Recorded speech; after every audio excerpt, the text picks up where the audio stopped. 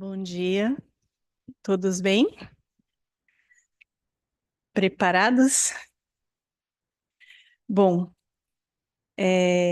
bem-vindo a todos. É uma alegria receber vocês aqui na Fundação Logosófica.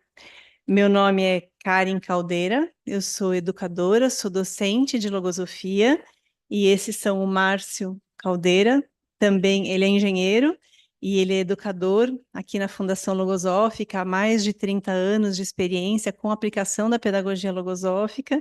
E essa é a Juliana Maia, pedagoga, também educadora, com mais de 20 anos de experiência na docência.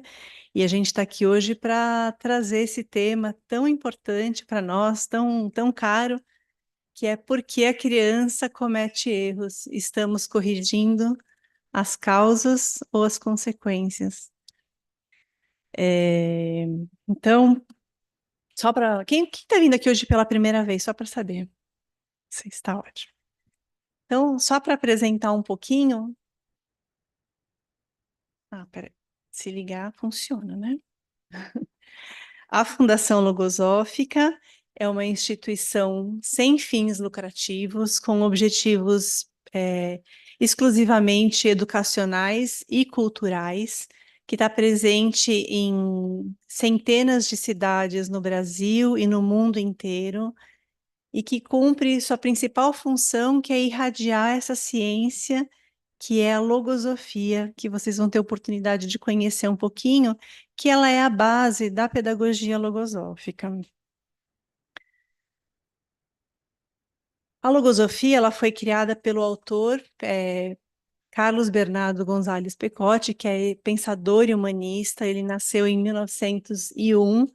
Ele deu nascimento a essa ciência que é a logosofia e que ela traz um método muito original, que é um método que permite esse conhecimento de si mesmo.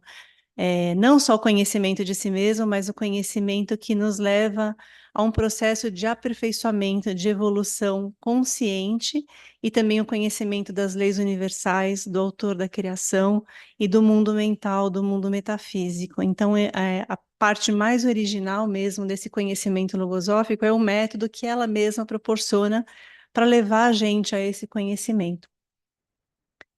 E esse método aplicado na infância e na adolescência permite que a gente vá realizando a pedagogia logosófica. A gente diz que é a pedagogia do bem dizer, do bem pensar, do bem querer, que é uma pedagogia da felicidade, porque ao mesmo tempo que ensina, faz feliz. Então, imagina a gente poder, desde cedo, oferecer para as crianças a oportunidade que elas vão conhecendo a si mesmas, que elas vão sabendo que elas podem não só conhecer a si mesmas, mas serem responsáveis pelo próprio futuro, irem aperfeiçoando cada parte da própria vida de acordo com a própria vontade. Acho que é uma sensação de liberdade que a gente vai conquistando desde a infância, que é algo muito grande, e vocês vão poder ver também um pouquinho disso ao longo da palestra que a gente vai falar hoje. A pedagogia logosófica ela é aplicada nas sedes culturais da Fundação Logosófica, como aqui, né? Dentro das atividades que são feitas para crianças e para adolescentes, também para jovens, mas também dentro dos colégios logosóficos que existem, tanto no Brasil, são 8 unidades já formadas no Brasil, e nós temos 4 unidades em criação. Aqui em São Paulo, nós teremos a nossa unidade a partir de 2026 funcionando. Ela já está em preparo já faz algum tempo, então logo nós teremos novidades por aqui. E também na Argentina e no Uruguai temos mais 3 unidades dos colégios logosóficos. Nós temos também disponíveis na internet para vocês um site que é o logosofia.org.br, e lá vocês podem encontrar uma quantidade muito grande de conteúdos, de vídeos, de textos, de podcasts, e que vocês podem acessar todos os livros de logosofia gratuitos para download. Então, tudo que vocês quiserem saber mais, tanto sobre a ciência, a logosofia, tanto como a pedagogia logosófica, vocês podem baixar esse conteúdo de forma gratuita, nesse espaço, tá bem? E vocês receberam um material agora na recepção, uma sacolinha? Dentro, todos receberam? Sim? Dentro dessa sacolinha tem uma revista, que é a revista Método Logosófico na Educação. Essa revista ela é resultado do congresso que aconteceu no ano passado, que foi o primeiro Congresso Internacional da Pedagogia Logosófica, em que se reuniram mais de 3.000 educadores para falar dos resultados de mais de 60 anos de aplicação do método logosófico na infância. Então, aí tem vários testemunhos e vários trabalhos dos pedagogos com a aplicação da pedagogia logosófica. É um material riquíssimo que depois vocês podem tomar contato e com certeza vocês vão gostar muito. Então, para a gente dar início, né, para as atividades de hoje, eu vou chamar o Márcio para apresentar, então, por que a criança comete erros, estamos corrigindo as causas ou as consequências.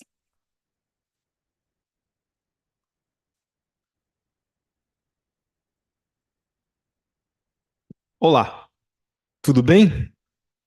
Preparada? Vamos lá, hein? Então, essa atividade aqui, a gente vai ficar falando aqui uns 50 minutos. Você fala assim, tá bom, vou ficar aqui sentada, tranquila. Não, não, aí não vai dar certo. Então, é bem importante que cada um tenha uma postura bastante ativa,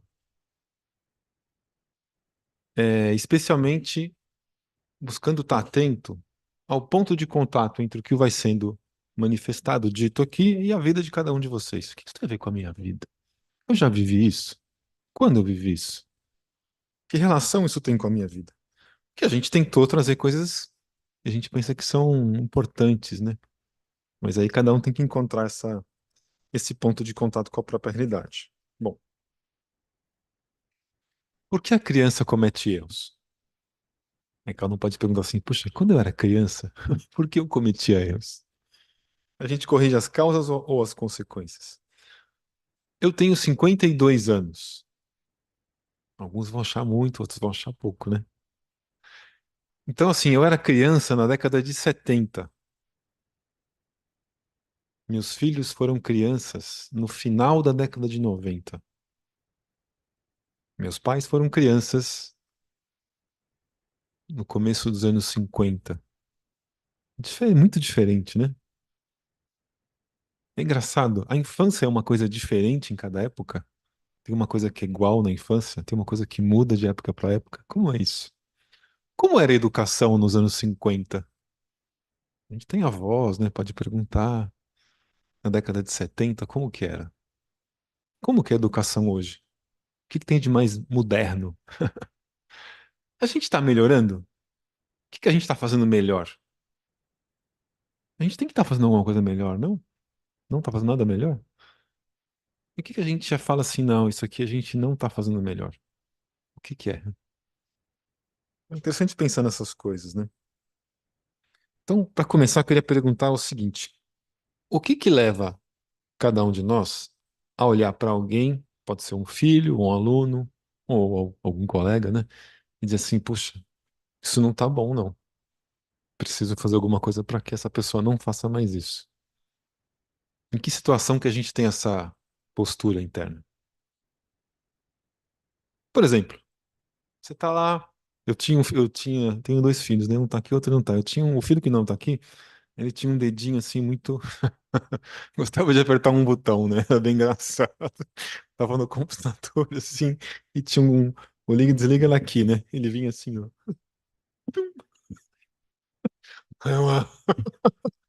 Ele faz isso toda hora. Incomoda, né? Pô, para de apertar o botão, menino. Ah, que coisa. Então, às vezes a gente quer que alguém mude porque nos incomoda. Talvez não seja o mais nobre dos motivos de querer mudar alguém, né? Mas às vezes tem esse motivo. Tem um motivo bem diferente que é assim, você percebe que uma pessoa precisa de algo, que ela tá com frio, que ela tem fome, que ela tem sede. Puxa, preciso ajudar aqui, né? Mas ela pode ser que ela precise de outras coisas. Pode ser que ela seja medrosa, tímida, não é? Se for a sede, você vai lá e pega uma água, né? Mas e se ela for medrosa, você faz o quê? Como que a gente tira algo de si e dá outro. Às vezes a gente percebe que a pessoa precisa de algo, mas eu não tenho. Bom, aí vai dar um trabalho. Você vai ter que ter para depois poder oferecer, né? Bom,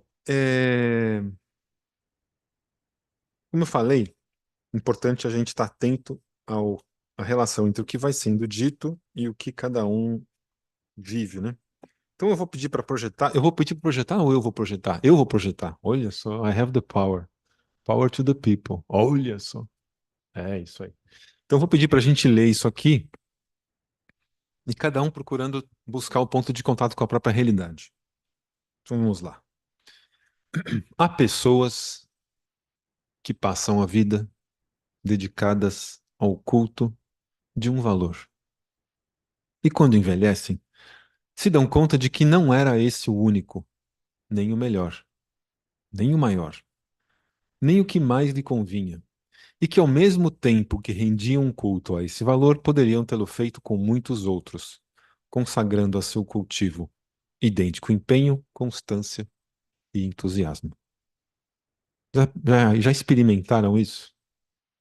Tem algumas que são bem jovens, assim, né? Eu acho que mesmo quando a gente é bem jovem, a gente às vezes, quando a gente é adolescente ou criança, a gente fala assim, cara, eu preciso ter, sei lá o que, esse negócio, cara, minha vida vai acabar, você não. Depois você consegue ou não consegue aquela coisa e você se dá conta que, cara, sua vida não vai acabar. Não é tão importante assim. Às vezes você perde uma semana, um mês, R$ 10, R$ 100. Ok. Mas e se for assim o conceito que eu tenho da vida? O conceito que eu tenho sobre o que é o amor, ou o que é a mente, ou o que é tantas coisas, né? Aí vai passar 50 anos para eu descobrir que aquele conceito. Pô, peraí, aí, mas sério, não queria passar por isso, não, né? Isso faz pensar em que tipo de conceitos que a gente oferece. Por exemplo, se eu vou educar o outro para não me incomodar, eu estou dando coisas muito limitadas para o outro. Muito limitadas. Como é que eu faço para educar baseado em algo que é permanente, um conceito real, que vai valer na década de 40, de 70, nos anos 2000, nos anos 2030? Tem alguma coisa assim ou não tem? Né? Então, eu penso que a pedagogia logosófica busca isso, busca resgatar os valores permanentes e educar para isso, né? Porque no fim, as maiores, bom, eu que já tenho 50 anos posso falar disso, que as maiores lutas que a gente vive são dentro, se resolvem dentro, dentro de si mesmo, não fora. Bom, uma analogia que eu vou usar, todo mundo sabe mais ou menos que a medicina é um negócio muito antigo, muito antigo. Tipo no Antigo Egito, na época dos faraós, os faraós já tinham médicos especializados, não era assim, clínico geral. Não, era médico da cabeça, médico do intestino, médico do sei lá do que, do olho. E isso, cara, milhares de anos atrás. Mais ou menos a gente sabe que teve um cara que chama Pasteur, né? Inventou a pasteurização. Pasteurização é você esquentar e depois esfriar para matar as bactérias e tal. Então, assim, nessa época, que foi final do século XIX, que se entendeu que existiam micro-organismos. Antes disso, não se sabia disso. Mas espera aí, os médicos eles aprendiam o quê? Não é?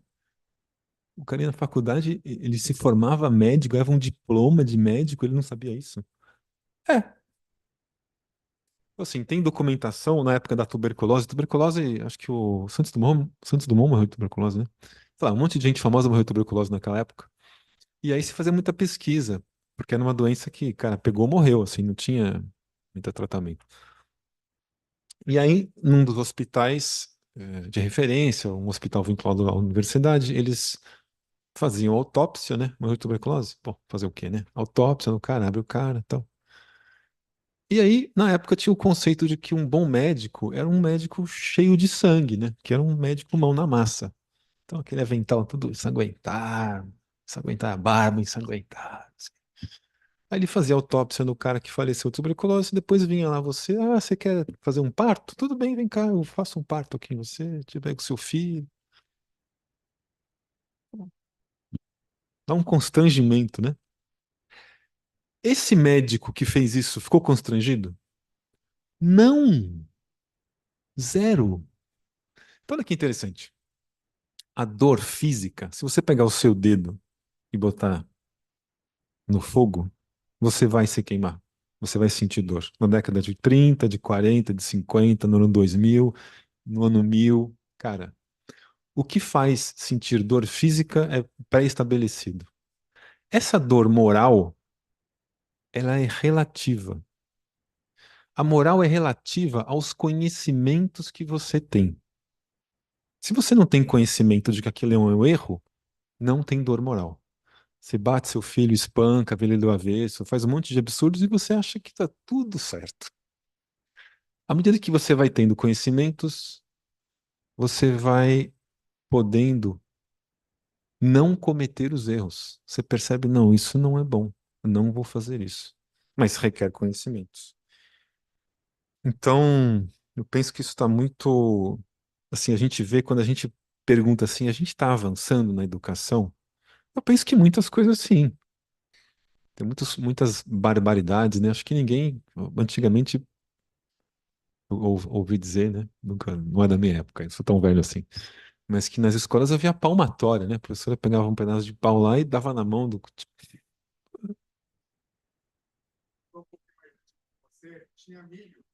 Ajoelhar no milho. Umas coisas. Então, isso não tem mais. Pô, que bom.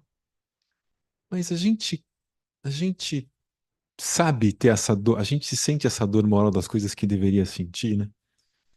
Então, de novo, eu penso que o conjunto dos conceitos que a cultura nos oferece ainda são muito externos. A gente aprende a fazer muitas coisas sobre avião, sobre foguete, sobre antibiótico, mas sobre si mesmo ainda eu penso que existe uma grande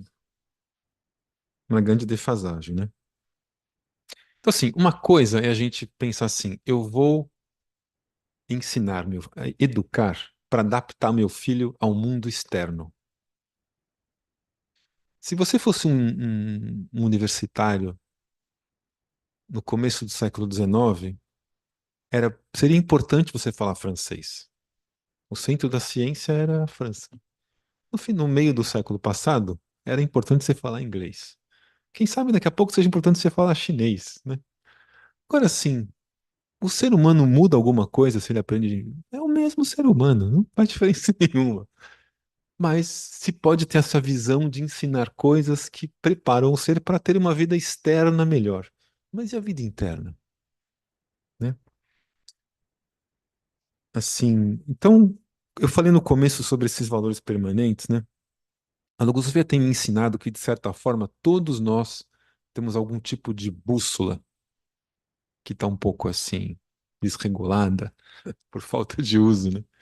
E a gente tem essa capacidade de identificar as verdades, mas requer conhecimento, requer calibrar essa bússola. E primeiro é fazer isso consigo mesmo, para depois ter capacidade de auxiliar os demais nesse processo, né? Para encerrar aqui essa minha primeira manifestação, aliás, mentira, eu não vou encerrar, não, vou falar uma outra coisa. Um tema que eu penso que é muito importante na questão da educação e desses conceitos fundamentais, como é que cada um se sente quando comete um erro? Você vem andando aqui assim, ó, e você tropeça aqui, pá, se esborracha no chão. Como você se sente? Pô, todo mundo viu, cara. Ou você comete um erro no trabalho, seu chefe percebe, seus colegas percebem. Como a gente se sente? Bom, uma coisa que talvez eu não pudesse falar na década de 40. Ainda não, na nossa cultura existe a ideia, a princípio que veio de uma religião, né, de algumas religiões, de que a capacidade de se redimir, que é corrigir os próprios erros, está fora de você. Você não tem esse poder. Esse poder é um terceiro que tem esse poder. Então você precisa falar com essa entidade, aí ela resolve para você, né? Aí tem um processo lá que resolve. Aí você pode falar assim: não, Marciano, eu não tenho nada a ver com isso, não. Isso aí é da década de 40. Eu já tô. É mesmo. Quando você erra, você confia que você tem a capacidade de olhar o seu erro, extrair de dentro dele o elemento e usar esse erro como princípio de acerto? Você confia nisso? Ou existe uma necessidade assim, ai, cara, ai, eu fiz uma coisa errada. Preciso falar com alguém, aí eu falo com você, você fala assim, ai, Marcinho, fica tranquilo, isso aí é normal. Isso pá, não se preocupa não. Ah, tá bom, eu vou continuar errando. Então, de certa forma, esses conceitos que a gente fala, não, isso aqui é muito equivocado. É muito equivocado. Mas não é porque eu deixei de ir a um certo lugar, cumprir um certo ritual, que esses conceitos não estão muito entranhados na vida, né? E a forma de educar leva muito isso, porque às vezes existe a ideia de que corrigir não vai botar ninguém no milho, mas bota uma pressão para que o outro se sinta menor, para que tenha. Olha que engraçado, o cara errou, aí você atua de forma que ele tenha menos confiança em si mesmo, que ele fique pendente de você dar para ele algum tipo de. Que isso? Assim, totalmente, filosoficamente, totalmente equivocado. Meu outro filho que tá aqui, ele não vai lembrar disso, porque ele era muito pequeno, né? Mas eu tinha muito essa preocupação com esse tema do perdão, da redenção, de como corrigir os erros, né?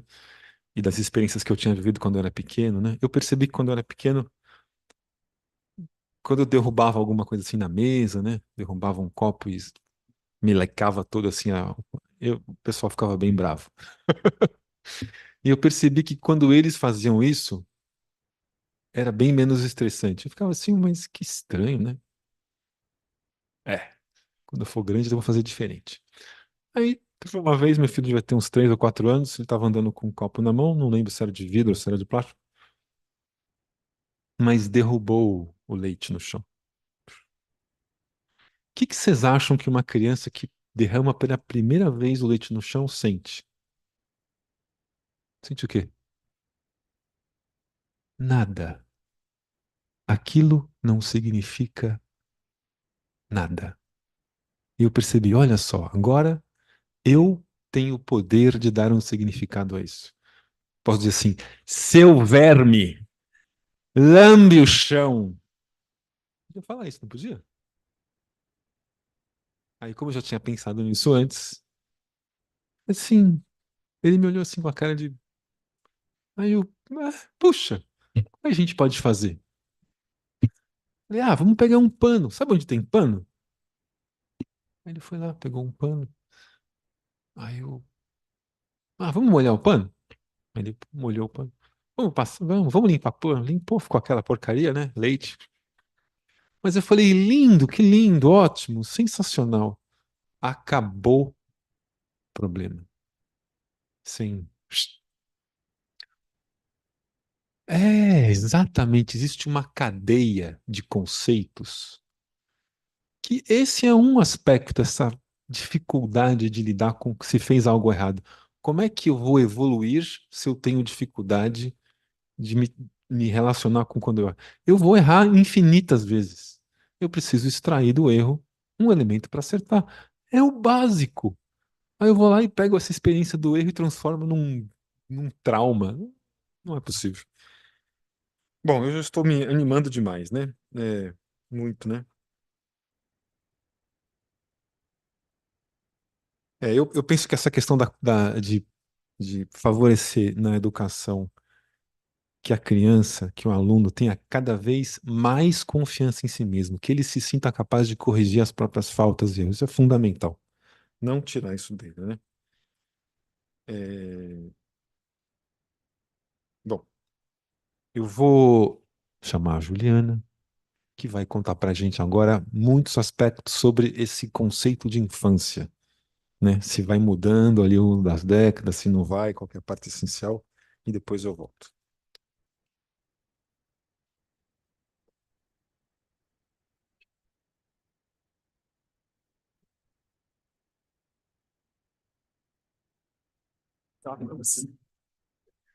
Bom dia. O Márcio fez uma introdução, né, para que a gente pudesse ir refletindo sobre quais são os valores que a gente cultiva e aí, consequentemente, a gente passa para os nossos filhos, para os nossos alunos e para as crianças com as quais a gente convive, né?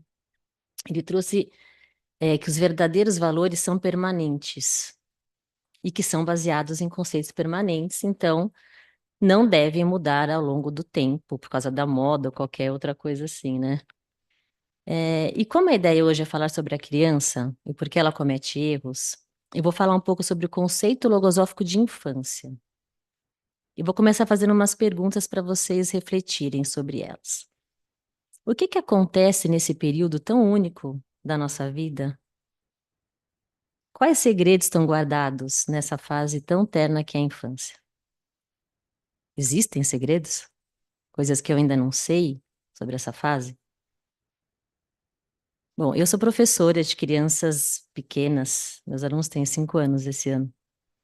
E eu costumo dizer que o melhor lugar do mundo para mim é na sala de aula, ainda que muitas vezes seja um desafio, né? Mas eu entendo que esse lugar é tão especial justamente porque tem algo de muito singular na infância. Uma magia, algo que eu não sei explicar muito bem, não tem? Por que sempre brota um sorriso nos lábios dos adultos quando se recordam de uma passagem feliz da própria infância? Ou quando a gente observa uma criança, por exemplo, alguém consegue ficar indiferente ao se deparar com imagens como essas? Tem algo que toca o coração? Os olhares, os sorrisos, a inocência. São meus filhos e meus sobrinhos, quando eram pequenos. Então toca muito o meu coração, mas qualquer criança, qualquer sorriso inocente toca o coração da gente, né? Essa é a forma como a gente vê a infância hoje em dia, né? Queria tirar a imagem, mas não consigo. Não sai. Fiquem vendo meus, meus filhos. Essa é a forma que a gente vê a infância hoje. A gente sabe que a criança é um ser em formação, nem sempre se pensou assim, né? E que a infância é uma fase muito importante na vida do ser humano.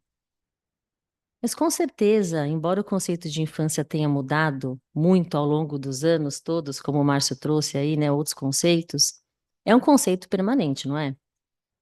Ainda que a gente venha evoluindo em relação ao conhecimento do que acontece nessa fase.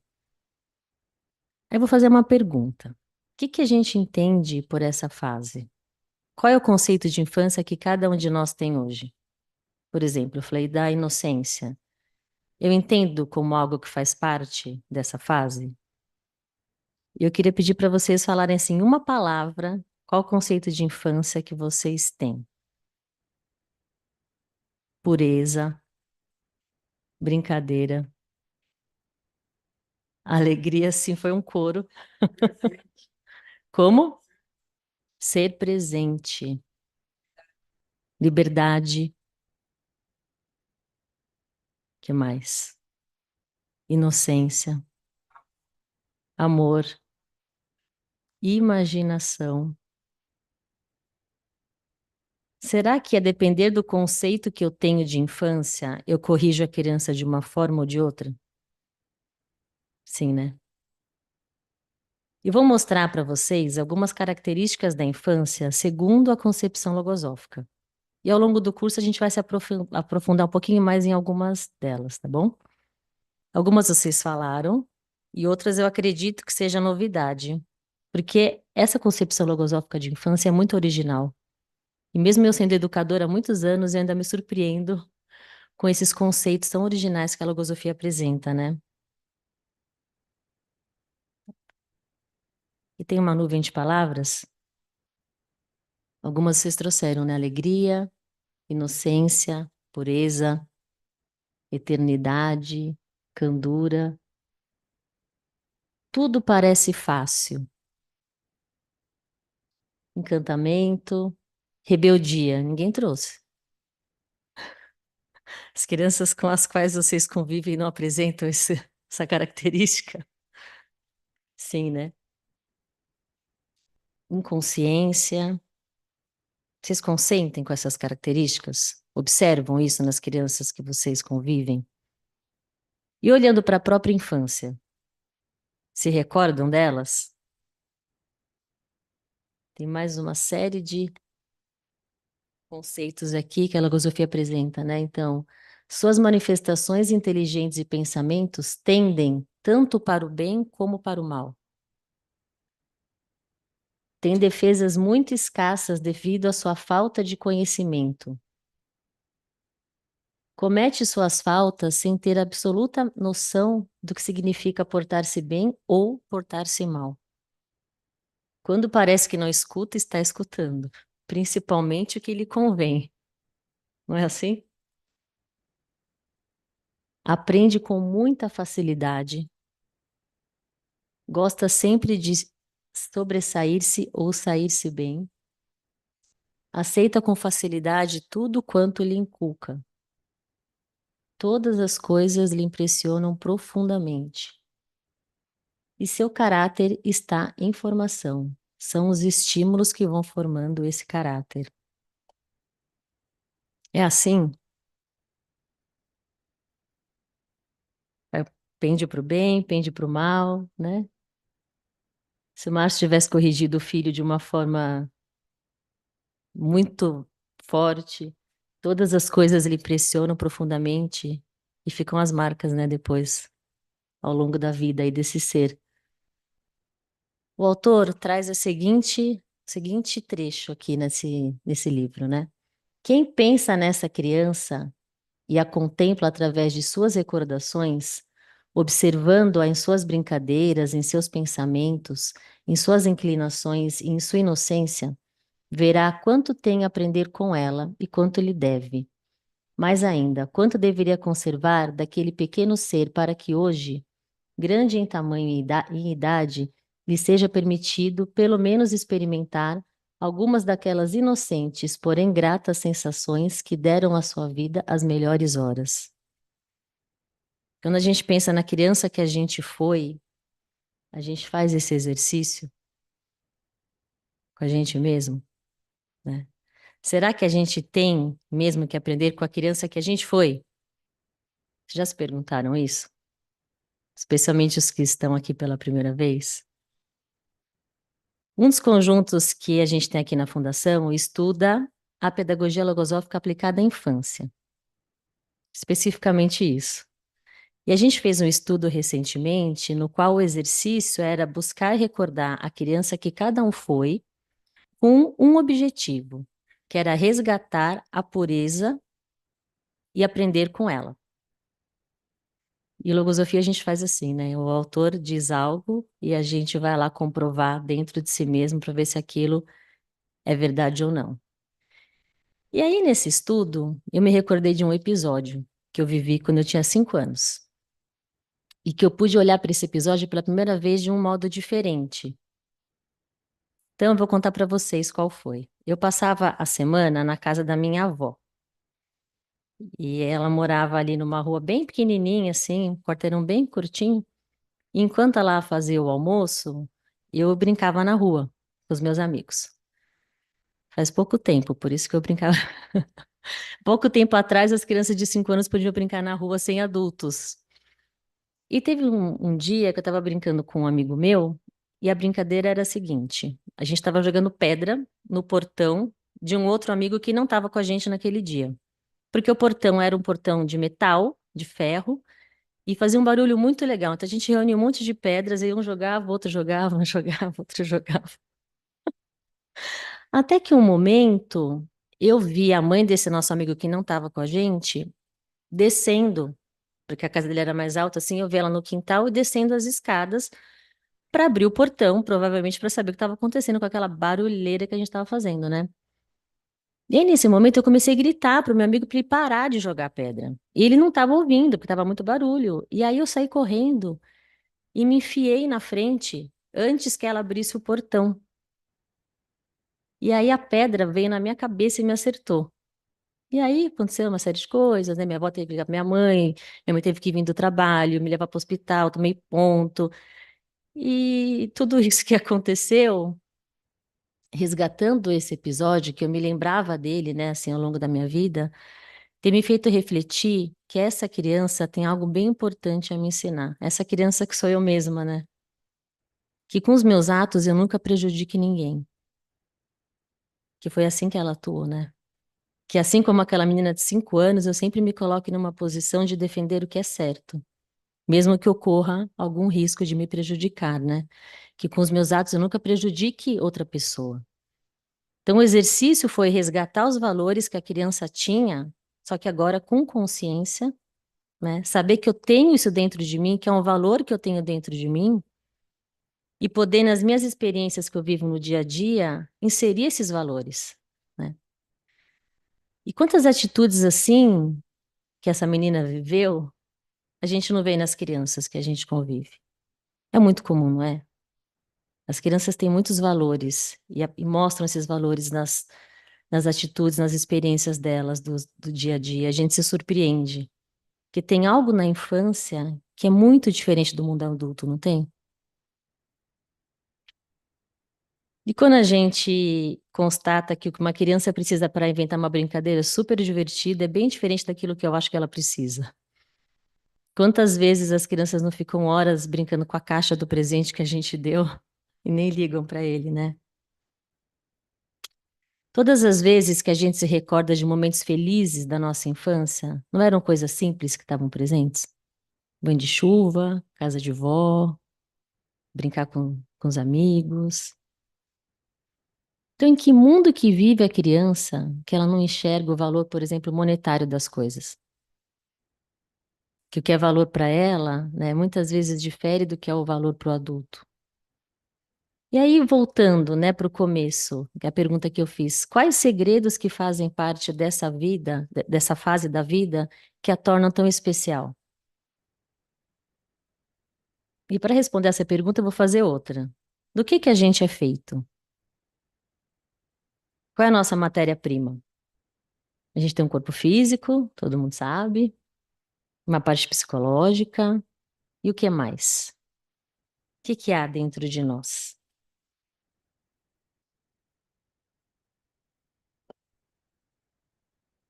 Segundo a logosofia, nós somos seres com uma tríplice configuração: biológica, psicológica e espirituais. As três ali convivendo simultaneamente com vibrações diferentes, e muitas vezes eu nem me dou conta de que eu tenho essa tríplice configuração, né? E desde que nascemos a gente é assim. Na infância, a logosofia afirma que o espírito, que é essa centelha divina que nos liga ao Criador, se faz muito presente. Será que esse é o segredo, então, que guarda essa fase? Hoje, por exemplo, com o avanço da psicomotricidade, a gente sabe que quanto mais a criança se movimenta, mais ela desenvolve a parte neurológica, as ligações cerebrais. E que se ela não desenvolver em determinada fase da primeira infância ali, vai ser muito mais difícil ela conseguir adquirir mais tarde, né? E que as que não são usadas são descartadas. Enfim, existem muitos estudos para a parte física que já são conhecidos. Mas e para o desenvolvimento de outras capacidades que a gente tem, como ser humano, que já é inato, né, que a gente já nasce com elas? Como que a gente desenvolve ainda com crianças muito pequenas a parte psicológica, moral e espiritual? O funcionamento pleno de suas faculdades da inteligência, da sua sensibilidade. E quando a gente fala espiritual, não é nada fenomênico. É essa centelha divina que cada um de nós tem, que nos liga ao Criador, né? E que a gente vai descobrindo que a gente precisa, de forma consciente, ampliar, né? Desenvolver essa parte, que não é automático, né? O autor afirma assim, que durante esse período compreendido entre o nascimento e a puberdade, contrariamente ao que se pensou até agora, ou seja, que a mente da criança é inapta para compreender certas manifestações, sendo relegada a meras adaptações primárias de conceitos, Sua mente pode captar e compreender, sem maior esforço, muitas dessas manifestações, por facilitar-lhe seu próprio espírito. E a logosofia revela que durante essa primeira idade, as possibilidades humanas são assombrosamente fecundas para o desenvolvimento natural da vida consciente. Então, se a gente começar na infância, a chance desse desenvolvimento acontecer é muito maior. É isso que está dizendo, né? Nesse trecho. Que a gente tem diante de nós, então, ali um interlocutor muito mais apto do que a gente imaginava para compreender sobre si mesmo e que nos olha com olhos do espírito. Mas como falar com esse verdadeiro ser se tantas coisas atrapalham essa comunicação? Ou não tem nada que atrapalhe essa comunicação? Tem, né? Talvez se não tivesse nada que atrapalhasse, a gente nem estaria aqui por um curso que tem o nome, né? Por que a criança comete erros? A criança comete muitos erros. A gente comete muitos erros. Mas por quê? Aí eu vou apresentar agora um conceito muito fundamental dentro da concepção logosófica, que é o conceito de pensamentos. Então, para a logosofia, pensamentos são entidades psicológicas dotadas de vida e vontade próprias, que podem atuar independentemente da nossa vontade. Isso pode parecer um pouco estranho a uma primeira vez, né? No início. Pensar que existem dentro de mim pensamentos que podem atuar sem o meu consentimento, que existe dentro da criança pensamentos que atuam sem o consentimento dela, que esses pensamentos têm vontades que não coincidem com a minha. Como que é isso, né? Como ajudar as crianças a compreender essa realidade dos pensamentos? Então, aqui na Fundação, a gente apresenta para elas uma imagem que é a casa mental, que cada uma delas tem dentro de si uma casa mental, onde os pensamentos entram, saem e muitas vezes fazem um grande estrago, e depois quem leva a culpa é a própria criança, né? E uma das grandes chaves na correção dos erros, por exemplo, é conseguir então diferenciar quem é a criança de quem é o pensamento que está atuando. Como que é isso, Márcio? Separar a criança do pensamento como uma grande chave para a correção dos erros.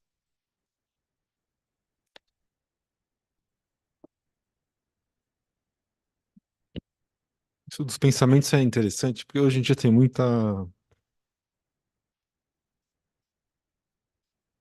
polarização ou extremismo sobre muitos temas. Então, a princípio, a mente toma contato com algo, lê, escuta. Então, parece que a mente permite que aquele pensamento, aquela ideia, penetre na mente. E daria a impressão que essa mesma mente depois teria a capacidade de revisar isso e mudar, se os fatos indicam que tem que mudar. Mas você vê que não consegue.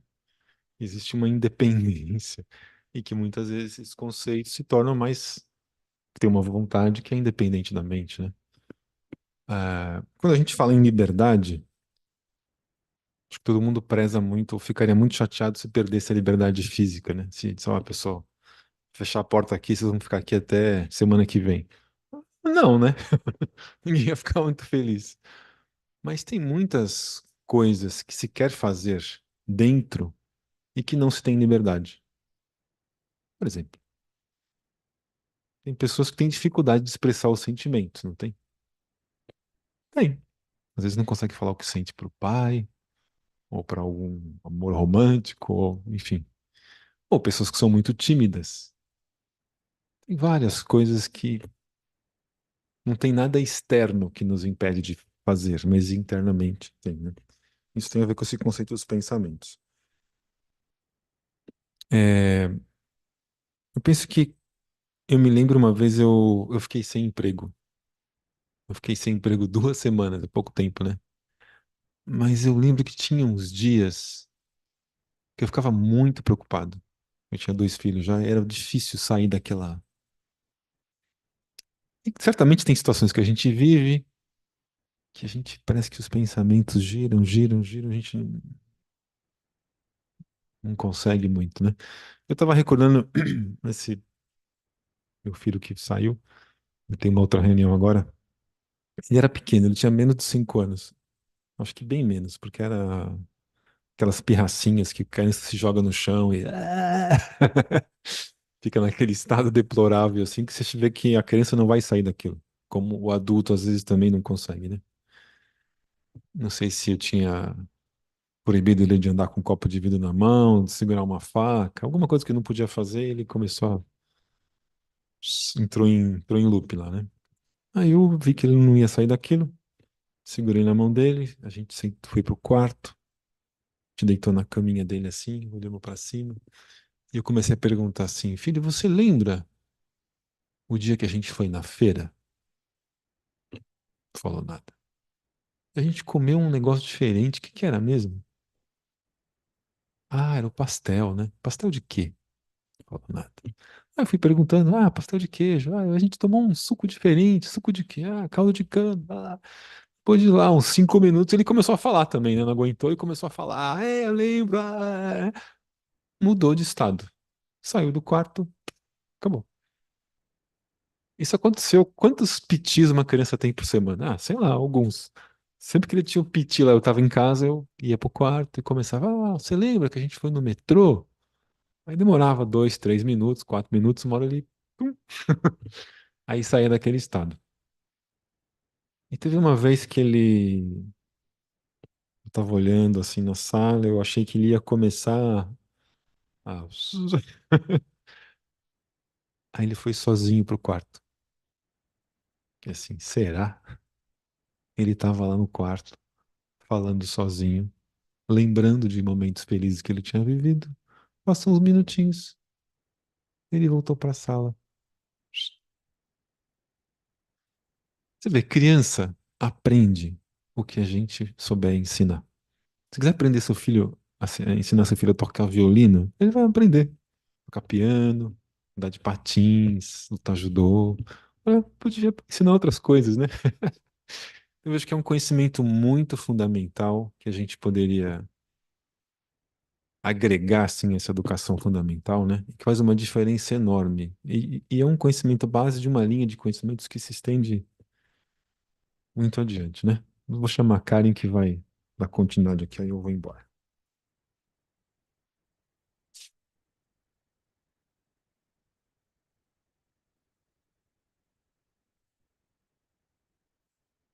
Voltei. Bom, a Juliana e o Márcio estavam aqui apresentando o conceito logosófico de pensamento e como é que a gente pode, então, separar a criança do pensamento da birra ou outros pensamentos, né? E perceber que eles têm uma essência espiritual. E aí a gente vai ajudar a criança a combater o pensamento negativo que está na mente dela, né? E não ficar brigando com a criança, que é bem diferente isso na pedagogia logosófica. Então, vamos aprofundar um pouquinho mais agora na causa dos erros e falar sobre uma realidade que a gente pode observar tanto nas crianças como dentro de cada um de nós, que é mais um conceito da pedagogia logosófica, que é o conceito das deficiências psicológicas. Então é isso, não é deficiência física, é deficiência psicológica, né?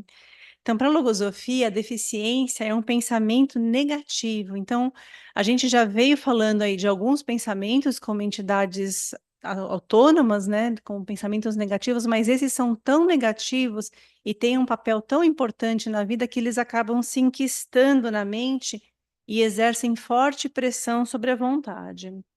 Tem algumas deficiências que a gente pode citar nominalmente de tanto que elas vão se caracterizando, como o Márcio já falou, a timidez, né? A pessoa que sofre com essa deficiência, ela tem tanta pressão sobre a vontade que toda vez que a pessoa tem que se expor a uma situação, ela tem dificuldade mesmo, né? Um outro deles é a impaciência. Puxa, essa pessoa é impaciente, porque realmente é um pensamento muito que acaba caracterizando a pessoa, né? Outras deficiências são mais difíceis da gente até perceber dentro da gente, por exemplo, como a petulância, a soberba. E tem algumas deficiências que, para a logosofia, ela tem um conceito diferente daquele que a gente costuma ouvir comumente, como, por exemplo, o amor próprio e a vaidade. Geralmente a gente considera esse como pensamento, como pensamentos que são positivos. A pessoa que tem amor próprio, que tem a vaidade, é aquela que se cuida, que se valoriza. Mas para ser considerado como uma deficiência é porque ela é levada a um extremo de cuidado, digamos assim, que excede o cuidado que cada um tem que ter com si mesmo e chega num ponto de sobreestimação que é quase como se fosse um vício. E aí passa a ser um pensamento negativo. E muitas deficiências, elas têm origem na infância, como já foi manifestado, e estão relacionadas com algumas causas, né? Então, principalmente, né, o desconhecimento de si mesmo, do mundo interno e das suas possibilidades, né? Então, aqui apresentei três causas, né, da origem das deficiências psicológicas, um desvio na integração das qualidades. Então, se a gente pensar, por exemplo, uma criança que gosta de ser muito organizada ali com as coisas delas, isso é uma coisa positiva. Agora, se isso vai se exacerbando de uma forma muito intensa na vida da criança, pode chegar a um desvio de virar uma rigidez. Então, tem que ter um equilíbrio na formação do caráter da criança em tudo. E quem vai acompanhando a formação desse caráter tem que estar olhando para ir fornecendo as ferramentas para que ela vá se formando de maneira harmônica, né? Um outro diz respeito ao mau uso nas condições intelectivas e morais. Então, todos nós temos uma razão, uma capacidade de julgar, por exemplo. Mas se essa razão não é bem usada, por exemplo, falta equilíbrio no uso dessa razão, muitas vezes a imaginação pode tomar conta dela, e aí a gente, por exemplo, eu posso usar essa razão de uma maneira de achar que as pessoas estão me julgando de uma forma que não é verdadeira. E isso pode dar origem, por exemplo, a uma a suscetibilidade, né? E não é equânime o juízo que eu emito sobre os demais, isso pode formar uma pessoa suscetível, né? E uma outra forma é justamente o acúmulo de erros pelo desconhecimento de si mesmo. Então, uma das deficiências, como a falta de vontade, faz, por exemplo, com que a gente tenha a gente consiga usar a nossa força volitiva para fazer sempre aquilo que é mais fácil, o que está mais ao nosso alcance, mas toda vez, ou então, por exemplo, aquilo que é externo.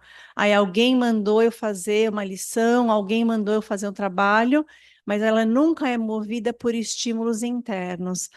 Isso tem muita relação com esse desconhecimento dessa condição espiritual que a Juliana falou. À medida que eu vou conhecendo que eu sou um ente que tem essa tríplice configuração, que eu tenho uma realidade interna, que eu vim para esse mundo para realizar um processo de aperfeiçoamento, para evoluir, para ser melhor, outros estímulos começam a mover a minha vontade.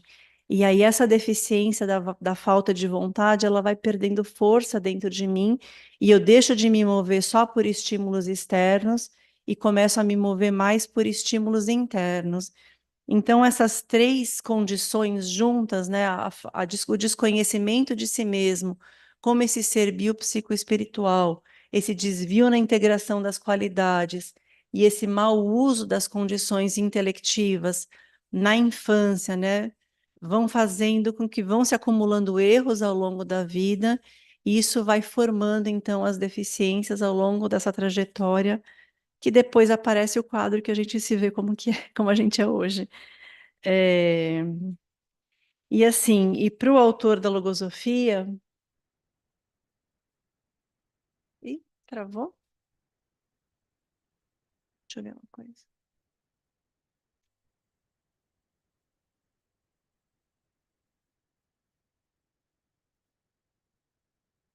Oi? Você consegue passar? Porque não tá indo. Pode passar, por favor. Pode passar. para o autor da logosofia, todos nós temos todas as deficiências psicológicas em maior ou menor grau. Mais do que isso, né? A gente tem a oportunidade de conhecer e lutar contra todas elas, né? E isso, tanto nós como, como as crianças. E isso, longe de parecer de ser algo desestimulante, pode ser algo muito estimulante. Reconhecer dentro de cada um de nós, identificar e eliminar cada uma das deficiências que afetam a cada um de nós. O autor da logosofia ensina que isso não deve abater o nosso ânimo, porque é preferível que a gente conheça esses inimigos que a gente tem dentro e combater eles com lucidez mental do que ignorar. E aí tem o desenho de uma criança de 6 anos que a gente pediu para, numa atividade que a gente realizou aqui na Fundação, a gente pediu para as crianças desenharem como que elas viam a si mesmas. E ela fez o desenhinho e escreveu: Às vezes a gente sempre não é perfeito. Então, com 6 meses, ela já sabia que ela comete erros, sim, mas que ela pode se superar, que ela está em processo de superação. E isso é algo muito grande, porque é um estímulo poderoso a gente saber que a gente comete erros, mas que a gente pode cada dia ser melhor. E na educação dos nossos filhos, dos nossos alunos, das nossas crianças, a gente também pode cometer muitos erros. Mas quando a gente corrige com amor, cada dia a gente pode fazer um pouco melhor. E isso também é um estímulo poderoso para a gente como pai, né, como educador. É algo muito grande. Bom, já que a gente está falando de filho, aqui quando o meu filho ele era pequeno, ele tinha um medo muito grande de pessoas fantasiadas. Eu não sei se vocês já viram isso, acho que é bastante comum, né?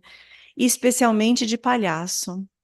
Toda vez que ele via um, eu não acho que não tinha pirulito, balinha, nada que o palhaço oferecesse, que convencesse ele de chegar pertinho, assim, ele ficava paralisado e até a fisionomia dele a gente via no rostinho o quanto ele ficava alterado, né? E eu queria muito ajudar essa criança a superar esse medo, não por causa do palhaço, porque a gente sabe que quando a criança cresce e vira adulto, o medo do palhaço some.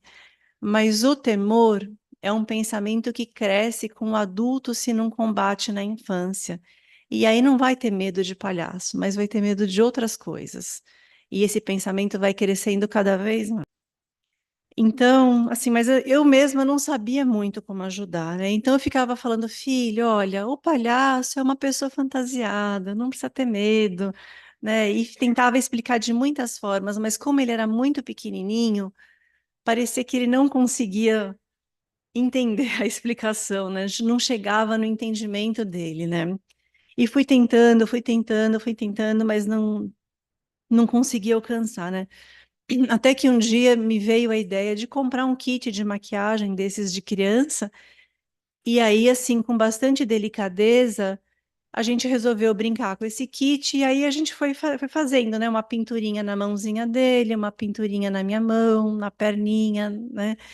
E desenhei um palhacinho na perninha dele, um palhacinho na minha perna, e depois ele deixou fazer uma bolinha no nariz, uma bolinha no meu nariz, e aos pouquinhos a gente foi se maquiando, até que no final o resultado foi a carinha dele pintada e esse sorriso, né?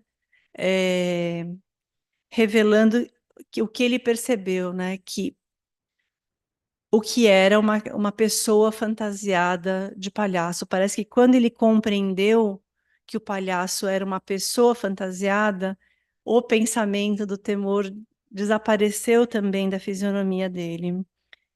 É, E aí, então, a compreensão fez com que ele superasse esse temor.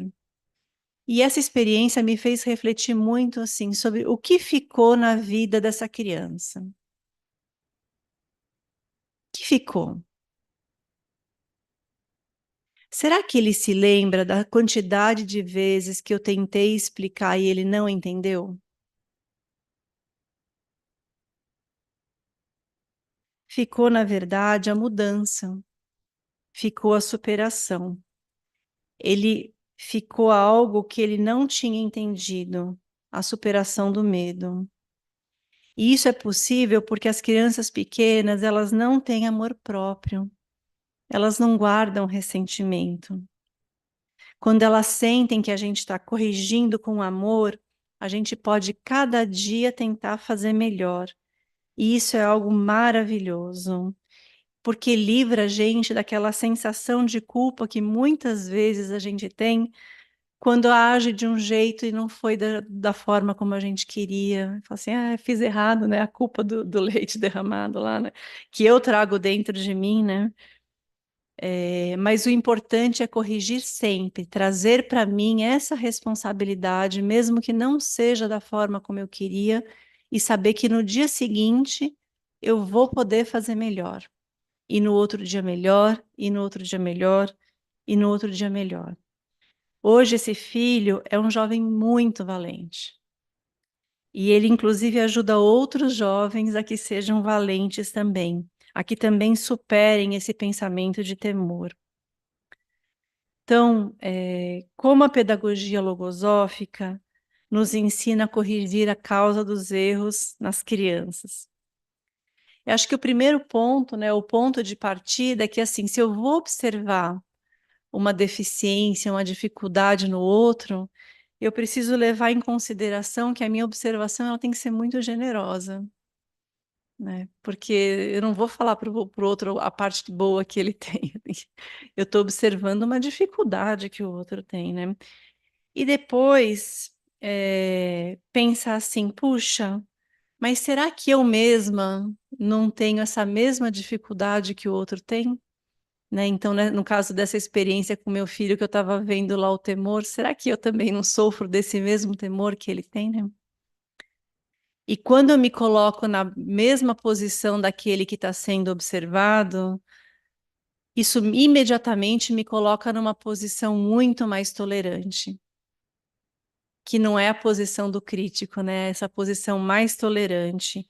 E isso me faz tratar o outro com muito afeto, com muito mais respeito, né?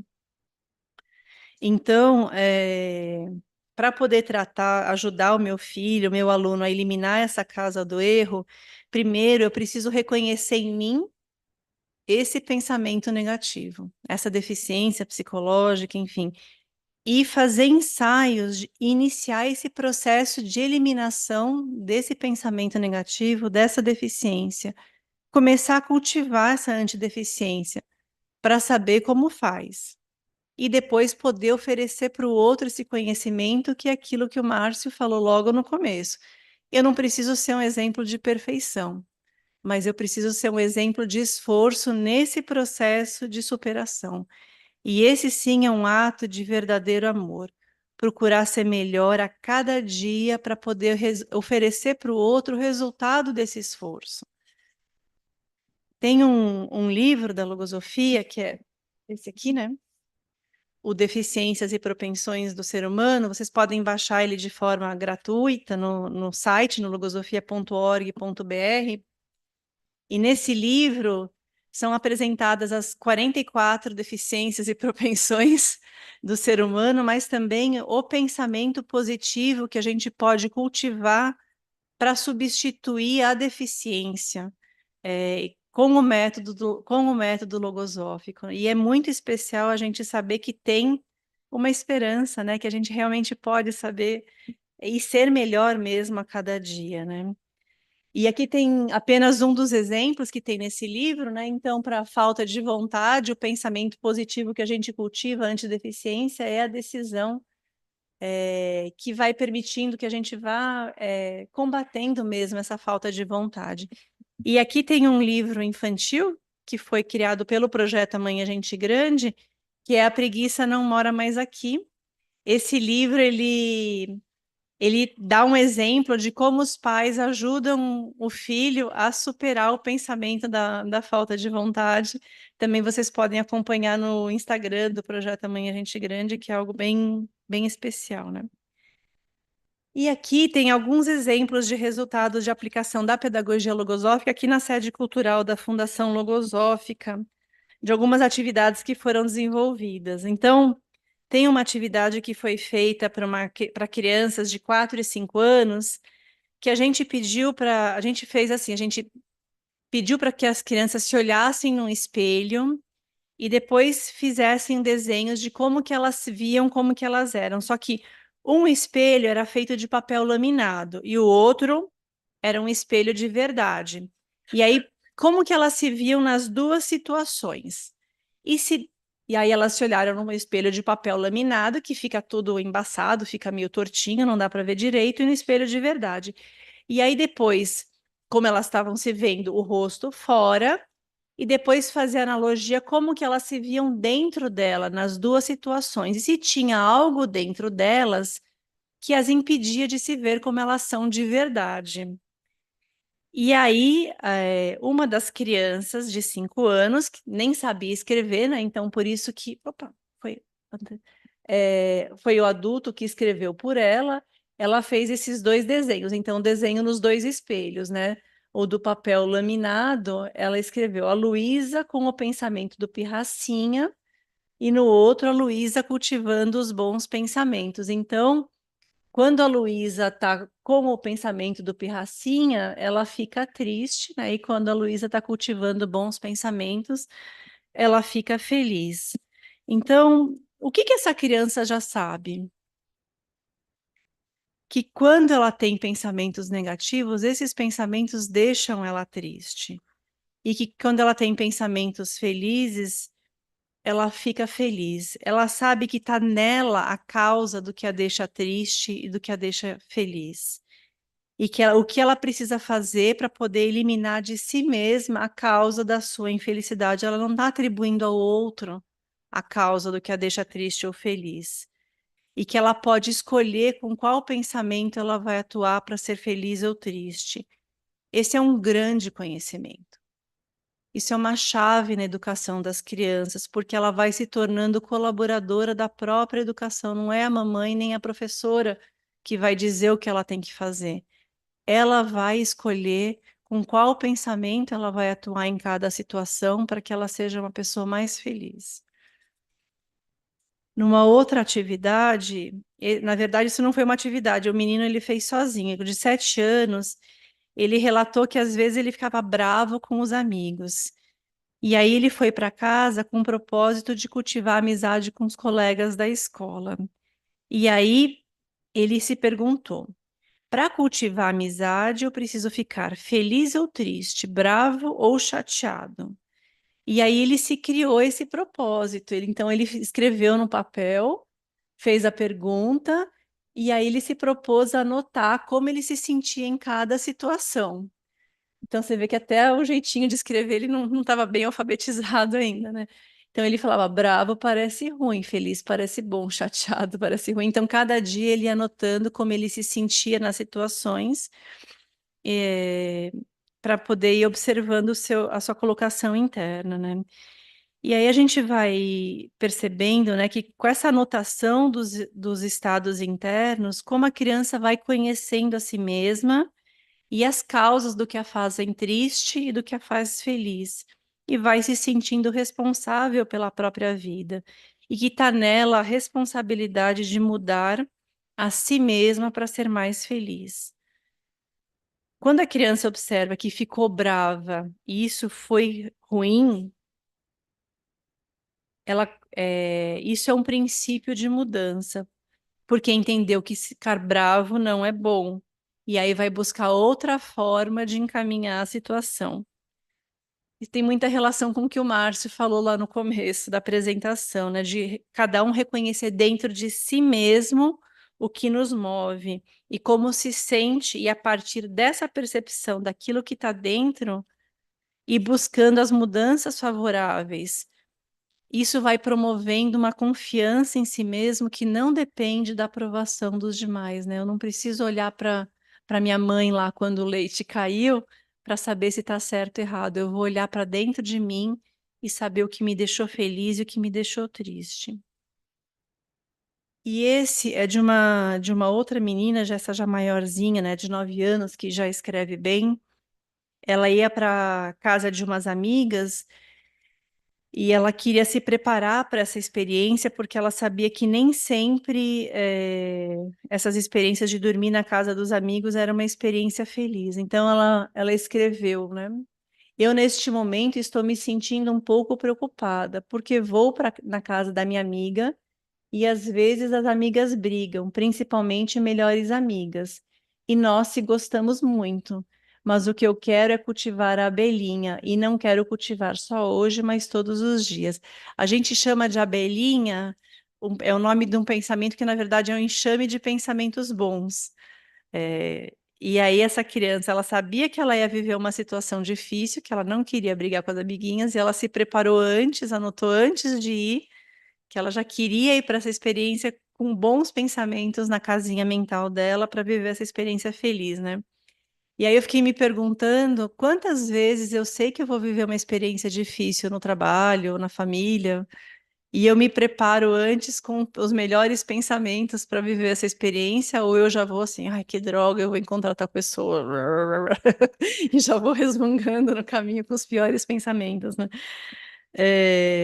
Então, assim, quando as crianças vão adquirindo esses conhecimentos sobre essa realidade desde a infância, como elas vão criando dentro delas a oportunidade de serem pessoas melhores para elas e para todos na volta, né? Para realmente formar uma humanidade mais respeitosa, mais feliz para elas e para os demais.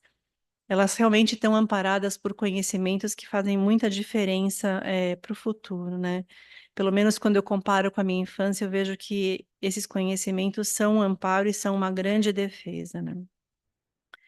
Então, assim, resumindo, eu acho que a gente tem. Ah, não. Ah, não, a gente tem aqui algumas técnicas, né, de aplicação da pedagogia logosófica que a gente é super importante a gente separar a criança do pensamento. Apresentar o pensamento positivo e o negativo é fundamental. Que a criança saiba contra quem ela vai lutar, mas ao mesmo tempo ela precisa saber que recursos ela conta dentro dela.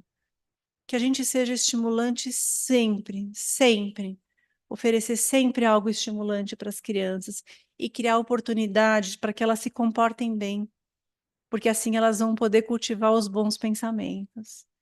E aí, dentro desse recurso, né, de que a criança saiba contra quem ela vai lutar, que são as deficiências, que a gente não aponte a deficiência, mas que a gente vá dando as explicações que vão formando o entendimento dela, né? Dar nome para os pensamentos, usar muitos recursos como contos, histórias, fantoches, reproduzir situações do dia a dia da criança, que a gente sabe que ela viveu histórias, né, situações no dia a dia e a gente pode reproduzir essas situações com personagens, com fantoches, com outros personagens, e criar oportunidade para que elas cultivem bons pensamentos, oferecendo oportunidade de se comportar bem em pequenas situações do dia a dia, ali ajudando em casa, na família, criando pequenos desafios de superação para que ela vá superando o temor, para que ela vá superando a inibição, enfim, que ela vá fazendo coisas cada vez um pouquinho melhor do que ela fazia no dia anterior, mas sempre na medida da capacidade da criança, ou seja, que ela seja capaz de se superar. E um ponto muito importante, não elogiar, mas sim perguntar para a criança como ela se sente em cada situação. O elogio faz com que a criança busque fora dela a- o estímulo. Perguntar como ela se sente faz com que ela busque dentro dela o estímulo. E eu acho que esse é um dos pontos muito importantes, né? A criança é argila modelável, onde uma mão firme e segura pode ir modelando perfis formosos, polindo arestas formadas em sua breve passagem pela vida ou corrigindo faltas de uma psicologia anterior. Depois do aperfeiçoamento individual, a formação do caráter da criança é o labor de maior transcendência e responsabilidade que pode assumir um ser. É uma grande tarefa, grande. E assim, resumindo um pouco do que a gente teve a oportunidade de falar hoje, Que a gente, então, do porquê a criança comete erros, né? Se estamos corrigindo as causas ou as consequências, que a gente possa orientar as crianças para que elas aprendam a conhecer e ouvir o próprio mundo interno, porque isso vai gerando nelas uma confiança em si mesma.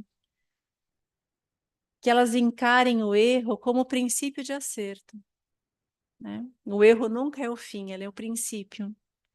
Considerar as crianças como um ser biopsicoespiritual. A mente da criança pode compreender muitas coisas, porque a própria natureza espiritual da criança facilita essa compreensão.